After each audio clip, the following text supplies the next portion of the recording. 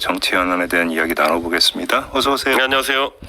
방송을 통해서 첫 월급을 공개를 하셨어요. 992만 2천 원. 이게 그러니까 통장에 찍힌 세금 제한 월급인 거죠? 그렇죠. 이게 6월달 세금을 제했다기보다는 이제 나중에 세금 계산 또 하겠죠. 근데 어쨌든 원천징수한 거 빼고만 하면 그렇죠. 그렇지. 예. 이게 6월달 월급인가요? 그럴걸요? 예. 6월에 일을 안 했잖아요, 국회의원들. 6월에 전했습니다. 예. 국민의힘 의원들은 밖에서 계신 분도 있었지만 저는 꼬박꼬박 회의 다 참석했습니다. 아, 그래요? 받아도 된다. 당연하죠. 어떻게 개인적으로 많은 것 같습니까? 어떤 것 같습니까? 글쎄요, 국회의원이 받는 세비라고 하는 거는 결국에는 이 안에 여러 가지 수당도 포함되어 있고 결국에는 국회의원이 뭐 밥 얻어먹고 다니는 일은 적으니까 네. 또 사야 될 일도 많고 그러니까 일반적으로 살았을 삶이랑 좀 다르긴 합니다. 원래 돈으로 치면 방송할 때가 더 많이 버는 것 같아요. 더 이상 질문 안 드릴게요. 네. 이거 찾아보면 규정으로 계산이 가능한 금액입니다. 그래서 제가 공개했다기보다는 계산 결과를 알려드린 거죠. 아직 근데 월급 안 썼다면서요? 어떤 걸요? 월급 안 썼다면서요? 손도 안 댔다면서? 아, 그건 그렇습니다. 예, 예. 바쁘셔서? 뭐 원래 그런 거 아닙니까? 원래 월급 들어오면 자동으로 빠져나간 돈이 많은 게 또 그 네. 삶이고. 네. 예. 지난달에 쇼핑한 거 다 자동으로 빠져나가고 있겠죠. 그렇죠. 빛의 속도보다 빠르다는 게 바로 월급이 그렇죠. 4522님이 이준석 의원의 3시간 필리버스터 인상 깊게 봤습니다. 이렇게 지금 문자를 보내주셨는데 3시간 하셨나요? 네, 어제 한 4시쯤에 이제 제 앞에 유영월 의원님이 끝나시고 제가 7시까지 하기로 신성범 의원 말씀드려가지고 한 2시간 45분 정도 했던 것 같습니다. 해보시니까 좀 어때요? 이런 말이 좀 어떻게 들릴지 모르겠지만은 어제 제가 대본을 따로 써간 건 아니거든요. 그냥 프리스타일로 윤석열 대통령 비판을 어디까지 할 수 있나 해보자 했는데 저한테는 쉽더라고요. 아, 그래요? 윤석열 대통령 비판하는 거는 그럼 좀 더 하시지 왜?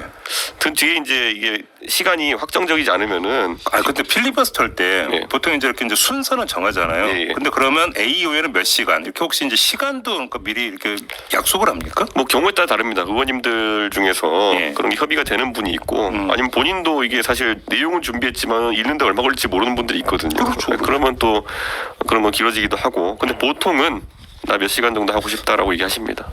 아, 보통? 예. 그럼 보통 그 준수는 합니까? 그러면? 웬만하면 준수하려고 하는 편인데 예. 사실 예측이 안 되는 부분도 있긴 하죠. 근데 필리버스터 제도에 대해서 네. 어떻게 생각해서 필요하다고 보세요? 어떻게 보세요? 저는 필요는 한데 예. 사실 이번에 국민의힘에서 진행하는 모든 법안에서 필리버스터 걸어버리는 상황. 예. 사실 방송 관련된 사법이라고 하는 것은 예.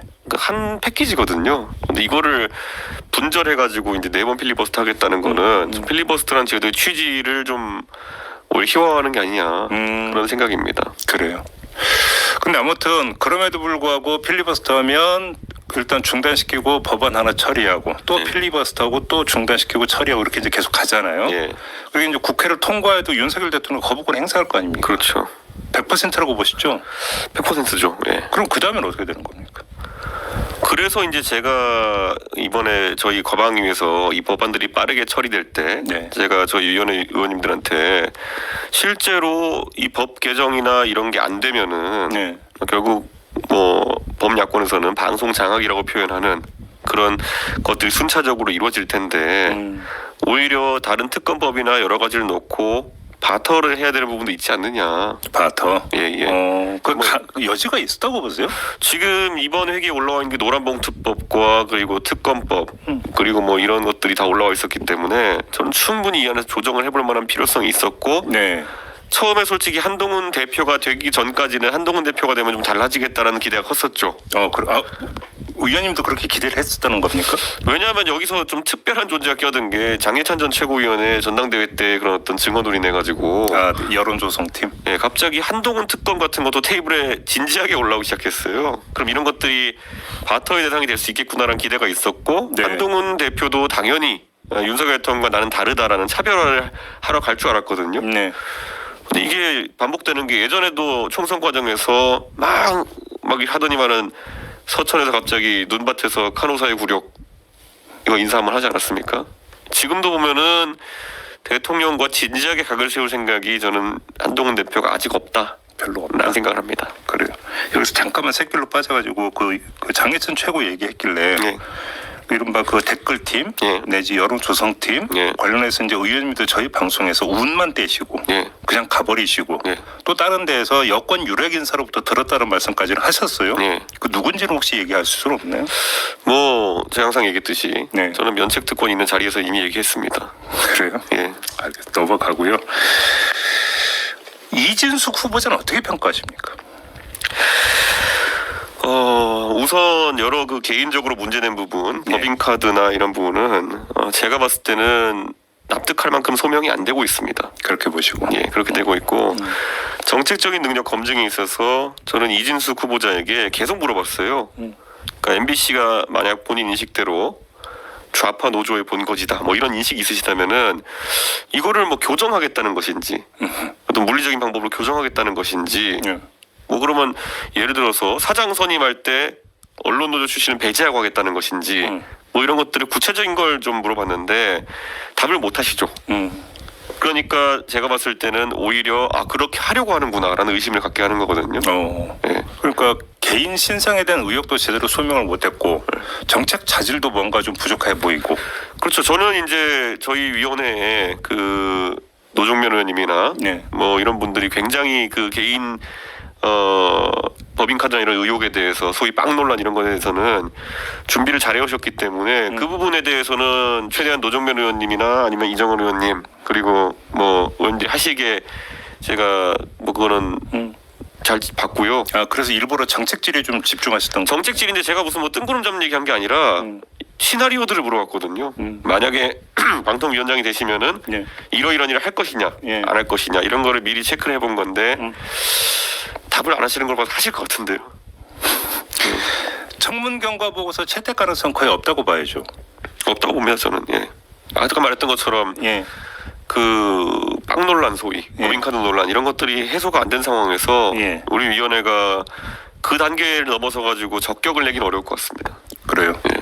지금 보도는 벌써 어떻게 나오냐면 내일 네. 30일에 윤석열 대통령이 이진숙 위원장 후보자하고 부위원장 뭐 김태교 전 검사 이야기가 많이 나오는데 두 사람은 동시에 임명장을 줄 수도 있다. 지금 이런 보도가 나오고 있던데 절차상 지금 청문 경과는 그 기일은 다 끝났다고 보면 되는 예, 거예요. 그렇습니다. 오늘로 끝납니까? 근데 저희가 오늘 또 지난주 토요일 날 예. 우리 위원회 의원님들 중 4분이 예. 대전 MBC에 가가지고 예, 추가적으로 예. 자료를 좀 받아온 게 있나 봐요. 예, 그래서 예. 그런 것들을 또 공개하고 하는 과정이 있을 것 같습니다. 그래요. 근데 공식적인 청문회 일정 끝났습니다. 지금 그러면 만약에 임명장을 주면 민주당은 또 탄핵 절차 밟겠다라는 거잖아요. 야, 이게 좀 골치 아픈 겁니다. 그러니까 탄핵이라고 하는 것은 보통 어떤 사람이 무슨 일을 행하면은 직무와 관련해서 직무와 관련해서 탄핵을 시켜야 나중에 헌법재판소에서 탄핵 인용이 될 가능성이 생기는 거거든요. 네. 그런데 일을 아직 하지 않았는데 탄핵을 때려버리면은 네. 이게 소위 말하는 예방적 탄핵이거든요. 근데 지금 가설은 임명장을 받자마자 네. 공영방송 이사 선임안을 의결해 버릴 수 있지 않느냐. 네. 그러면 이미 직무 개시와 동시에 행위가 이루어지니까 그게 탄핵소추의 대상이 될 수 있다. 이 이야기인 것 같은데요. 근데 예를 들어 공영방송 이사 선임 자체는 탄핵에 대상되기 어렵다 저는 생각하거든요. 왜냐하면 2인 체제에 의해서 의결해서 밀어붙이는 것 자체가 그렇죠. 그래서 문제가 저는 있다 이런 얘기. 결과에 대해 가지고 오히려 법적 쟁송을 해서 가처분을 하는 것은 저는 가능할지 모르겠으나 저는 그래서 이런 게 되게 조심스러운 것이 예방적 탄핵이 남발되게 되면은 이건 사실 뭐든 할 수 있다는 얘기거든요. 네. 그래서 제가 지난번에도 예방적 탄핵에는 제가 동참하지 않았거든요. 김홍일 위원장에 대한. 네. 그러니까 이번에는 어떻게 될지 한번 보겠습니다. 알겠습니다. 이거 조금 전에 김태규 부위원장으로 얘기되고 있는 분 검사 출신이라고 있는데 판사 출신입니다. 예, 바로 잡도록 하겠고요.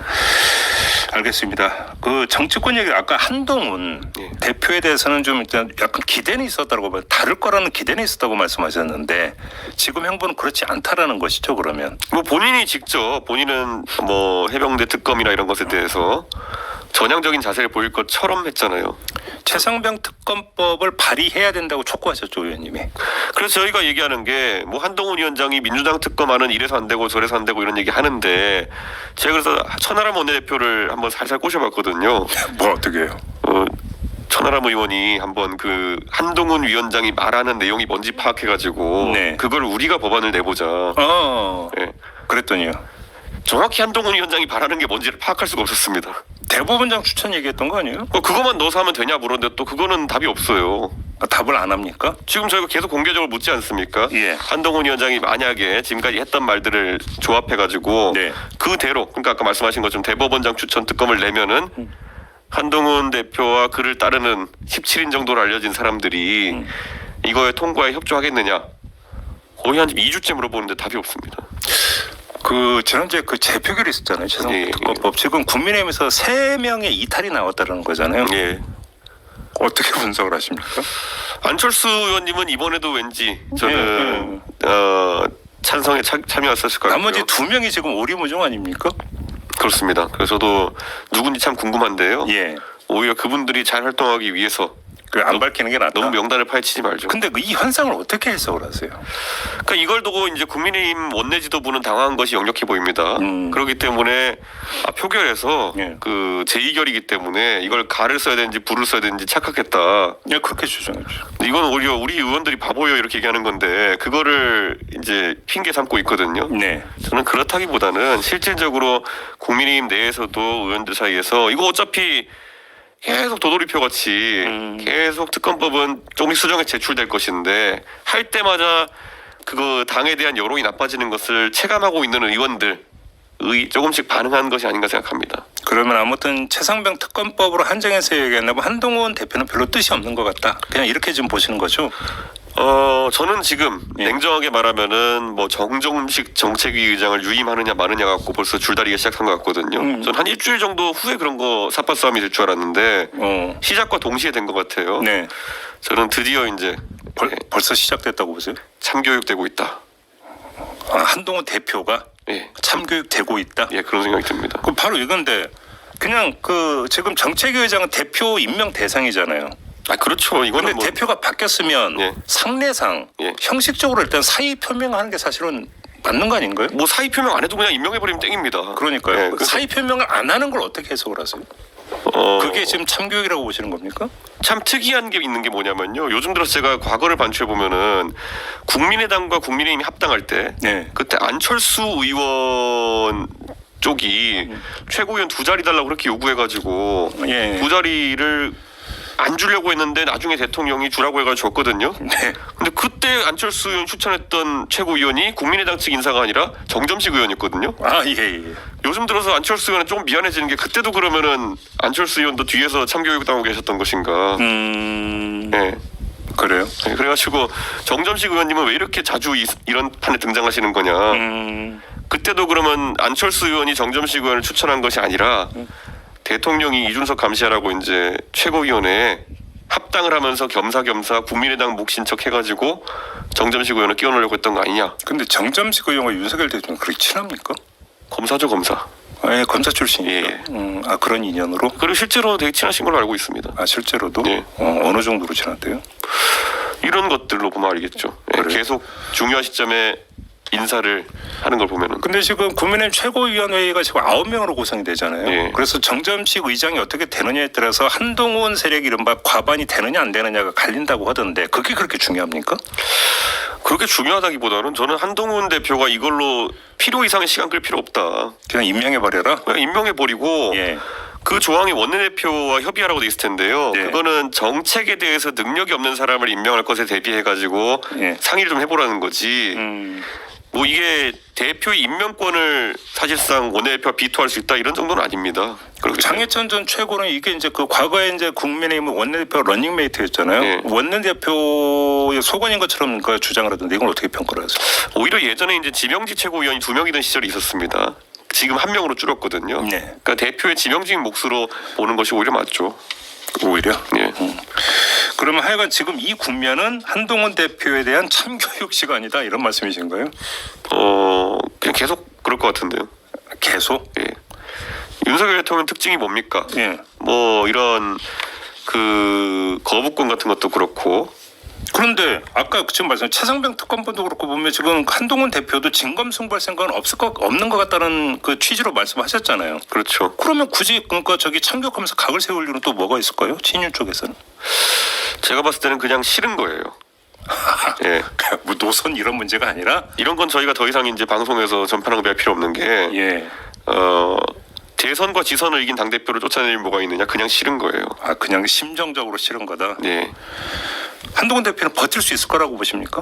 버티죠. 지금은 대통령이 이러저러한 자잘한 권, 아까 말했듯이 거부권을 이렇게 쓰는 것도 참 특이한 행태인데요. 예. 지금 아까 말했듯이 정책의장 안 빼고 목리 부리는 거 이런 것도 참 특이하게 초반 기싸움하는 거거든요. 보내드리기 전에 한 1분 남았는데 그 윤석열 대통령과 함께할 때 주로 이제 후보 시절이었겠죠. 네. 방송관이 어떻던가요? 그때 이제 언론중재법 관련해 가지고 네. 얘기 나올 때 그때 윤석 열차라고 저희가 기차 만들어서 거기서 브리핑룸이 있어가지고 기자들이 다리 올리고 했을 때. 네, 근데 그 옆칸에서 이제 질문하고 이랬었거든요.